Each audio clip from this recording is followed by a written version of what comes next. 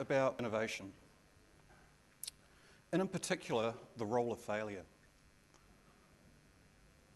And so I just want you to imagine having a conversation with your CEO, and you suggest to him or her that we need to fail more. How do you think that conversation's going to go? Is it going to go well? Is it going to be everything is awesome from the Lego movie? Or do you think the CEO might go and talk to HR and implement random drug testing? Because setting out to succeed and setting out to fail are two different things. But it's failure that is an underlying dynamic of some of the most innovative companies on the face of the planet today. And that's what we're here to look at. Because the simple fact is that if you're not failing, you're not innovating. So these companies, these successful companies, they do have many attempts at success, all too well knowing that there will be failure. It's just how it is. But how do you measure innovation? What does innovation mean to you and I? Because when we talk about innovation, we often talk about it in terms of empirical metrics. So that's commerce, capital, how it provides value to us on a daily basis. So that could be the smartphone in your pocket. It could be a process that you use. But that's only one side of the innovation story.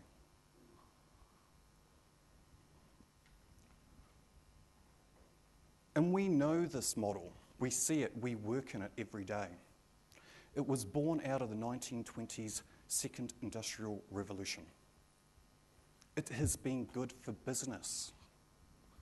We're all here today earning a good living because of it. But it is a giant risk management engine.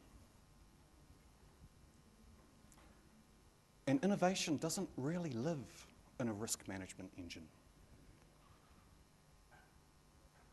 Innovation lives in a fluffy notion of openness, discovery, curiosity, doing something, seeing where it takes you. And we've got a good term for this in New Zealand, right? It's called the number 8 wire approach. Men in the shed, go out there, do something, innovate. But herein lies a conflict. You've got businesses wanting to innovate, but constrained by ROI, so your return on investment, meeting sales targets. You've got to be able to make money. Whereas innovation is where the imagination goes. And I use the image behind me to symbolise that, because since we stepped out of the trees and crossed the savannah and sat around the bonfire, we've used our imagination to create wonderful things. And looking at that image, some of you will see the Milky Way, you'll see stars, others of you might see a giant bird silhouetted, or the silhouetted trees in front of it. And it's by acting on our imagination that we have reached for the stars, we have landed men on the moon, and we have forever changed the planet, our course, our place in history. But it hasn't been without failure. Yet somehow, through discovery, through tinkering, failure has led to some amazing innovations, some serendipitous innovations. which is why true innovation embraces failure. It has to. And some of these innovations, like I said, serendipitous. Take, for example, the colour purple. It doesn't sound like much, but in the 1800s, a chemist by the name of William Henry Perkins set out to manufacture a drug to relieve the symptoms of malaria. Instead, he created a synthetic dye. The colour purple, the source of that dye is incredibly scarce. Overnight, he took something that had been associated with royalty and he democratised it. And he did it through failure. And you know what? He made a truck ton of money. There are more modern examples under more rigid processes. For example, Pfizer. We all know about Viagra, right? It was a blood pressure lowering medication. It didn't lower anything, right? Did it? You know, that must have been embarrassing. 8 hours of awkwardness. Pfizer changed the scope. They looked at it and went, okay, well, no one's died, no one's been injured. We can revolutionise an entire industry and create this as a recreational drug. And that pharmaceutical has been the biggest selling pharmaceutical and has made Pfizer a truck ton of money. And there's nothing wrong in making money. There is nothing wrong in making money. So knowing this, why is it that we do everything humanly possible to avoid failure? And isn't failing just part of being human? You know, being fallible? So I think we need to reassess where we are, because this fear of failure, it is becoming a problem for all of us in business, in culture, that getting things wrong is a really bad thing. And it isn't. For 200,000 years, we have learnt from failure. We've adapted. We're where we are now. And if we hadn't got things wrong, you know, we probably all would have been eaten by saber-toothed tigers or something. Fortunately, there are companies that have recognised this. 3M has been phenomenal. They were in dire straits in the 1930s and 40s, and under the leadership of William McKnight, a program called Time to Think was developed. Basically, go to work, you've got a day a week, do whatever you want. We're not going to hit you up about utilisation. We're not going to give you a hard time for doing nothing. Just do what you want. It has made 3M one of the most successful innovation companies today. Still are, top 10. But having a good idea and having it become a self-sustaining innovation in the market, really hard. The graph here was developed by a guy, Roger Everett, about 50 years back. It still holds true today. It talks about the innovators, the early adopters. We know about laggards, right? People who just will not adapt and take new technology. You know, we're seeing this with the migration from on-premise compute to the cloud, where people just like, oh, cloud, it's outsourcing, it's evil. No, it's not evil. It provides another dynamic, another way of doing business. But this curve has got something really interesting. This chasm, in the last 15 years, due to digital, it's been filled by people like you and I like never before. It's the rise of the prosumer. People like you and I as innovation critics. And you know what? We are killing innovation faster than ever before. We are trying it out, we're putting it on social media, and through social media channels, we are giving critical feedback. It's also accelerating innovation. We know this. And one place that we probably all are familiar with this is this operating system. This is such a cool operating system. I can't rave more about this. Microsoft took the concept of the prosumer, the innovation critic, and got people like you and I to provide feedback. And I dare say they probably also used, and I don't know this for sure, I didn't talk to Joe long enough to ask him about the methodology he used to get it out there so quickly, but I dare say they probably used an agile software development methodology as well. But he took your feedback, he took the insights. He took the comments where you said, I want the button back in, I want the taskbar. You know, I want to be able to have multiple desktops. I want this feature here. And they listened and they put that into each of the releases. And you started demanding feature releases and release cycles. It's the prosumer. And it's not just restricted to consumer products. It's found its way into science. It's found its way into education. This website here, a friend of mine, Karen Masters, was involved in originally setting it up under a thing called Planet Hunters. I'm a planet hunter. I helped with the Kepler data. I worked collaboratively, and we discovered extrasolar planets, so planets outside our solar system. So it is a new paradigm, and we are seeing this in also consumer-grade products that you buy every day. Nike ID shoes, for example. Here is a production line product that you can personalise. The prosumer. And you know, the crazy thing about this is it's changed market dynamics. This is where social capital is as valuable as financial capital.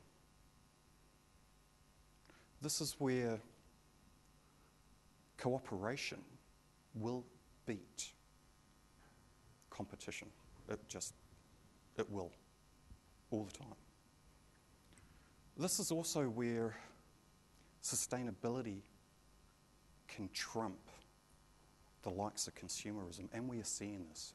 And we are seeing this because of the internet. So today, being an innovator isn't just about working autonomously in your garage, being the garage tinkerer and churning something out. Yeah, it still happens, right? I've got a friend who's kind of doing this, and we'll see him a little later on. But largely, it doesn't work. You need an ecosystem. And businesses have struggled to get their head around this. How many of your businesses, the businesses that you work in today, are saying, the world has changed, we can't keep up? They're struggling to meet the demand of the consumer, their target audience. The company I work for is struggling with it. They know that nobody wants to pay more than a cup of coffee for a data plan on a phone. So this type of disruption is going on all over the place. And companies are coming up with some very interesting terms as to how to deal with it. But terms like pivoting, being agile, failing fast. As I said earlier, agile is a great software development methodology. It works wonders, it's great, it really is. But you know what? It's not an innovation strategy. What happens is that when companies start to use these terms, what they're actually masking is the fact that they're typically not good at innovation. And that might be a difficult pill to swallow. But it's true. They don't actually understand their product and they don't understand their consumer. They don't have the insights. Today, insights have never been more important. Innovation gates. This is a very traditional methodology for bringing an innovation to market. And remember, we are talking about innovation and we are talking about failure and why things fail. So, innovation gates, yeah, they work good. They have worked good traditionally. But they take a long time. And one of two things happens during an innovation gate process. One, the market's been and gone. Two, who can guess what the second one is? That's possible, yep. But there's another. Bingo. Your competitor gets there first. Something like 68 to 70% of all businesses use this as their sole innovation process. And if you think about it, that's just dumb. You're putting almost all your eggs in one basket.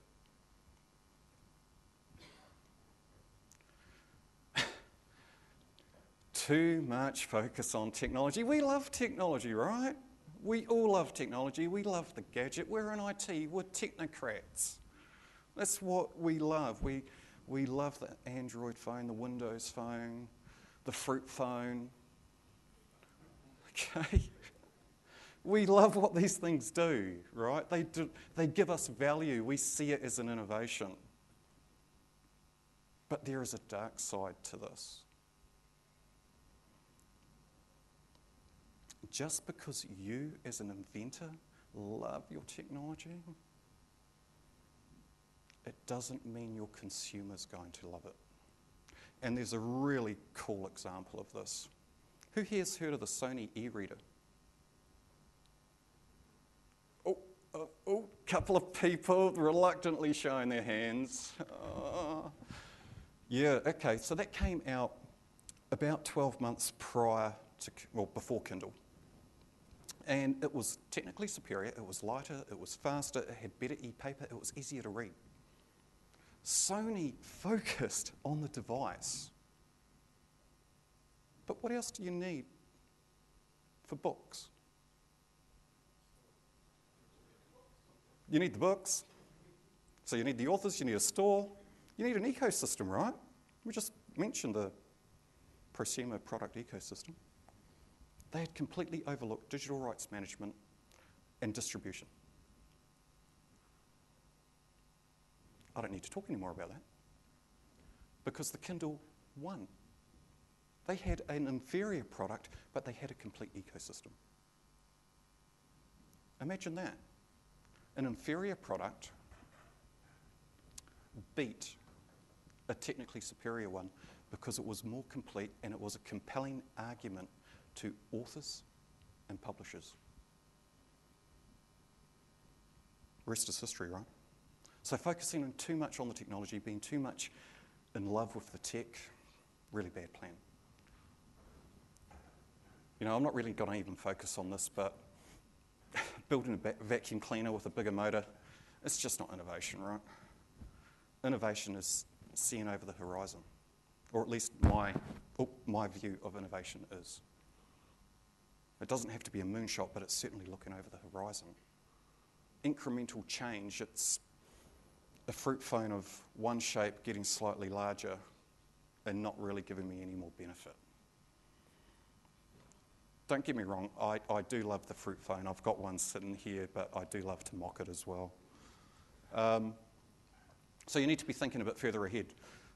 Patent and copyright laws, regulation, I guess, you know, used wisely, these things do work. And it's about using wisely, but we all know about BlackBerry and NTP. Hands up if you don't know about BlackBerry and NTP. Just briefly, NTP is a patent holding company. They have never invented anything in their life. But they sued BlackBerry for wireless email because they had a patent that kind of described it. There should be a patent law that says, I shall not patent what I have not invented. Now, this isn't just my opinion. This is engineers, inventors, innovators, visionaries like Elon Musk, politicians in the United States. There is a bill before the Senate right now to reform patent law because of this very issue. But you know what? Companies like this have recognised it. And yes, this is a plug for Tesla. I love this car. I've driven one. They are absolutely phenomenal, and I suggest you all go buy one. But Elon Musk last year took down the trophy wall. He knew it was in the best interest of the EV market. His competition isn't the other electrical vehicle makers, right? It's the gasoline car makers. It's Detroit. He's taking Silicon Valley tech to Detroit and he's kicking ass. A 690 brake horsepower supercar that'll go from Wellington to Auckland on one charge. It'll accelerate to 0 to 100 in 3.1 seconds. And I can tell you, they are a hell of a joy to drive. So Musk isn't the only one doing this, right? This is also happening with the likes of Twitter and a few other companies releasing their technology. Very quickly, look, innovation's just tough, right? Because you are looking over the horizon. Just think of the pig leg, the pirate, and the parrot. Prosthesis.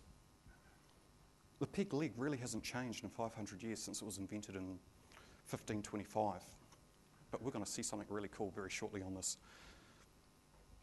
90% of startups fail, lean startups, in the first 12 months. Do you really want to act like a lean startup, knowing that 90% of them fail? That increases to over 95% within 2 years. These aren't my stats. These are from Harvard Business School, MIT, Stanford University, Gartner, and Forrester. All echoing the same tune. So innovation is tough. Over 90% of innovations that hit the market are retired from market in the first 12 months. So it's hard work. And this is possibly my favourite, truth be told. You know, most ideas just fail to show value. They really do. Two very savvy people, Ronica Harvey and Avinash Kaushik, echoing the same tune. Different companies, but echoing the same tune. So when you start to multiply these things together, you go in 1/10 by times 1/10 by times 1/10, 1/10, 1/20th. If you then start to calculate a non-variable, so let's take the number of patents that were issued from the US Patent Office last year. So I've now got some known quantities. If I wanted to write a simultaneous equation at this point, we can actually calculate that approximately 1 in 100,000 innovations fail. And we all love simultaneous equations, right? Don't we? Don't we love math? No? No one shares my love of maths. Okay, fair enough. But you know what? It's not all doom and gloom. I'm not here to talk about doom and gloom because we want to innovate. We want to make things better. We want to be able to go away from here and we want to be able to apply something. That's the reason you're here today. And you know what? I think it comes down to a couple of values. And this isn't a recipe. It's not about singing Kumbaya and having group hugs. It might help. One of my managers used to give me hugs every now and again. He could see, you chuckle, I've got an ex-work colleague here, he knows what I'm talking about. But you know, it does. It comes down to values. And we talked about innovation values at the start of the talk, and we talked about empirical values. On the right-hand side of the screen are empirical values. They're very rigid. Innovation values aren't. And I want to focus today on 3 values, and they are diversity, transparency, and generosity. Because the companies that have been so successful in recent years at innovating have embraced this. Microsoft has embraced this. You look at what Microsoft's done. It's given away its flagship products. It has been incredibly generous from a business. They've changed their motto. The way we work has changed. Transparency. But we also need a different range of thoughts, a different range of people, a different range of ideas. So we're going to start with diversity. How many women in the audience today? Can I get you to put your hand up?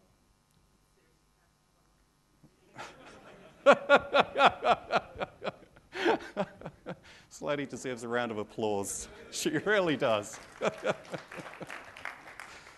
You know, diversity is about who we are, how we interpret information, what we've learned, where we've come from, our backgrounds, our social status, how we think, how we interact. It's about different cognitive styles, different problem-solving styles. Diversity scares people. It scares one of our politicians. But you know what? The great thing about diversity is it challenges us to see things differently, to challenge the status quo, to challenge our perspectives. And the great thing about that, the great joy of that, particularly in business, is it widens the pool of problem-solving ability. It widens the pool of adaptability. It increases our ability to innovate quicker because you're not dealing with people like yourself all the time. And I couldn't think of anything worse than dealing with someone like myself all the time, I can assure you. So diversity is really, really important. So we need to be encouraging a lot of different people to come to New Zealand and take part in our industry. We need to be encouraging more women into IT. And that probably doesn't sit well for a lot of people, but it's really important. Got to get through these quick, I'm just looking at the time. Transparency. Transparency is another thing that really scares people. In business, we've replaced transparency with jargon and acronyms and double talk, and quite frankly, it's left a lot of people wondering what their purpose is and what the purpose of their organisation is. In 1960, or thereabouts, JFK gave a speech. It was his moonshot speech. We choose to send a man to the moon. We know this speech. 12 months later, he visited NASA HQ. He met a janitor, asked what the janitor was doing, and the janitor said, "I am helping put a man on the moon." Kennedy's speech was so transparent that it transcended all levels of hierarchy. The janitor knew that he was contributing to something great. It wasn't just about mopping floors. Imagine if your organisation was that transparent, that you shared your ideas instead of holding on to them, worrying that they're going to be stolen by somebody. The collaboration it would create. It would tear down barriers. It would get rid of roadblocks. But being transparent is also about being sincere in word and deed. It's taking the time to listen to somebody, understand their point of view. So transparency is going to be important when it comes to innovation in the future. No two ways about it. We live in a social business world. The empirical model is dying. Generosity.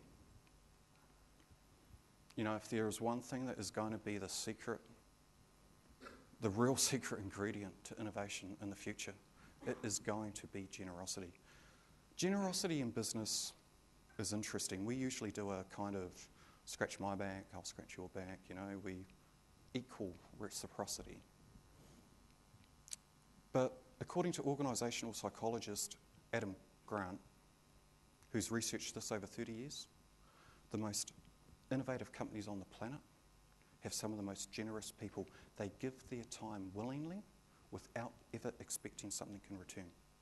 They are prepared to help the organisation succeed. They are prepared to help someone else succeed and put that person's success in front of theirs. How many of us would do that today?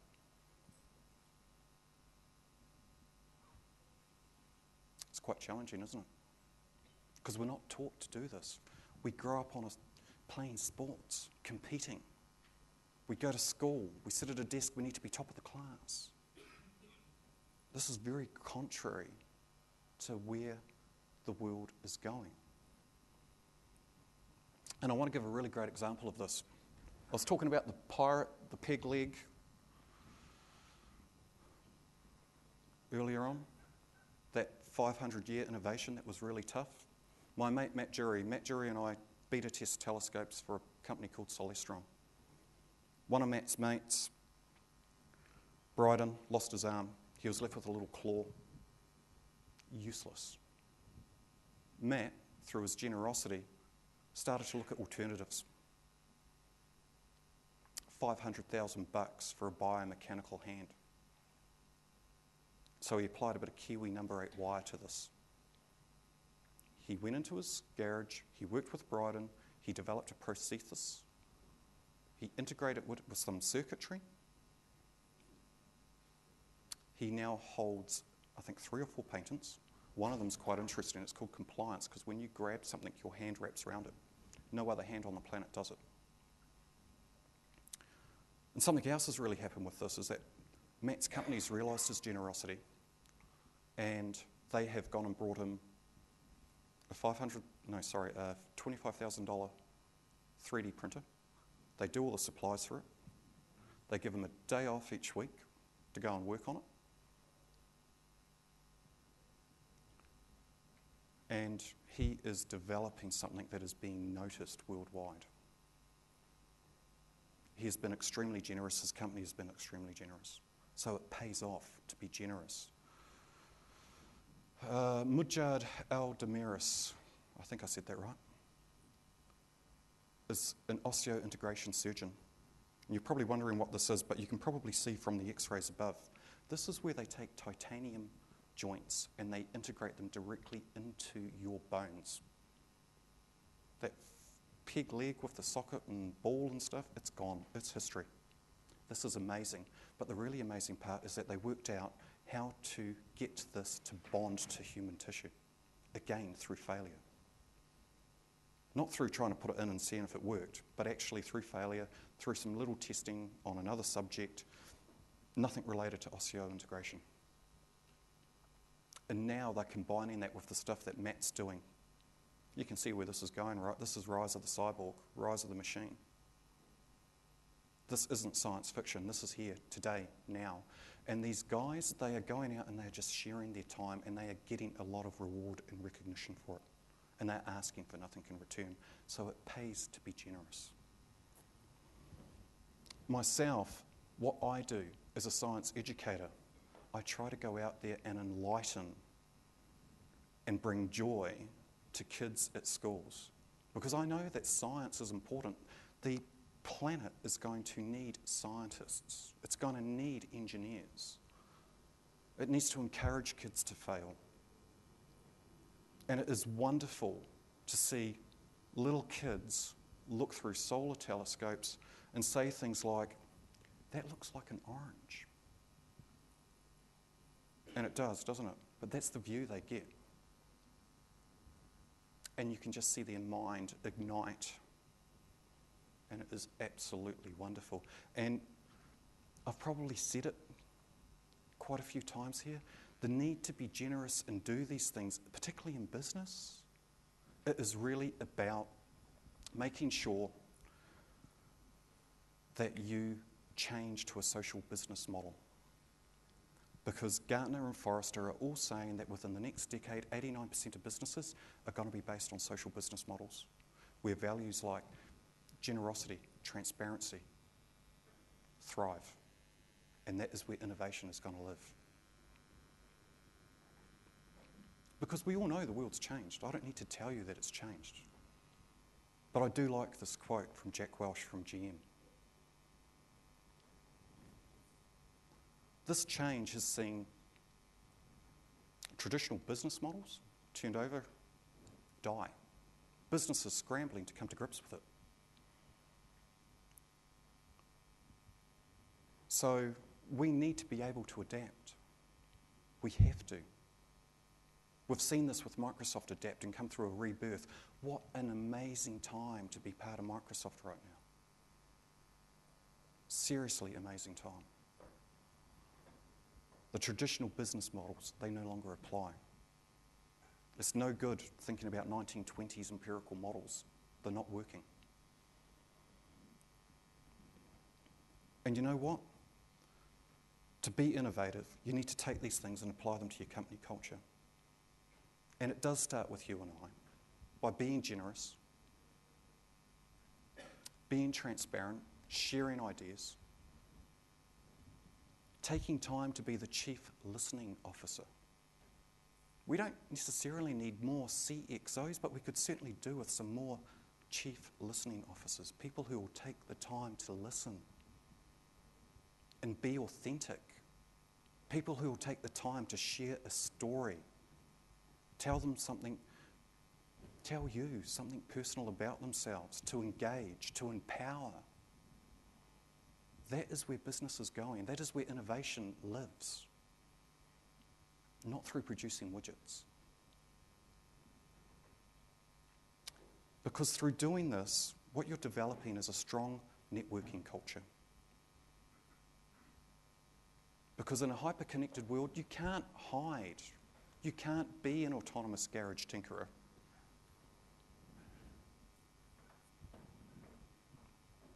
You know, we all know people on LinkedIn. We might have 500 plus connections. You don't want to be that guy. You don't want to be the person who's the taker. You want to be the giver and the matcher. Because ultimately, you know, successful innovation is about culture. It's not about failing fast. It's not about being a lean startup, but rather it's the conditions that allow for successful innovation and failure to thrive. And that is culture. Because ultimately, culture eats strategy for lunch. Any day of the week. You can have the best product, you can have the best team, but if they are fighting and they are not organised and they're not sharing and they're not transparent and they're holding back, you will not innovate. So I've spoken to you about why things fail. You've got an overview of why so many innovations fail. We've focused on a couple of concepts, a couple of values that I feel are important, and certainly companies like Microsoft, and dare I say it, Google X, believe in. So my challenge to you is this. Are you ready to embrace failure and ignite your future?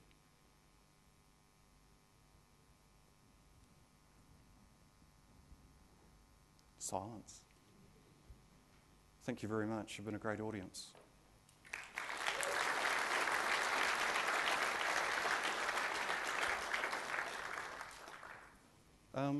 Does anyone have any questions?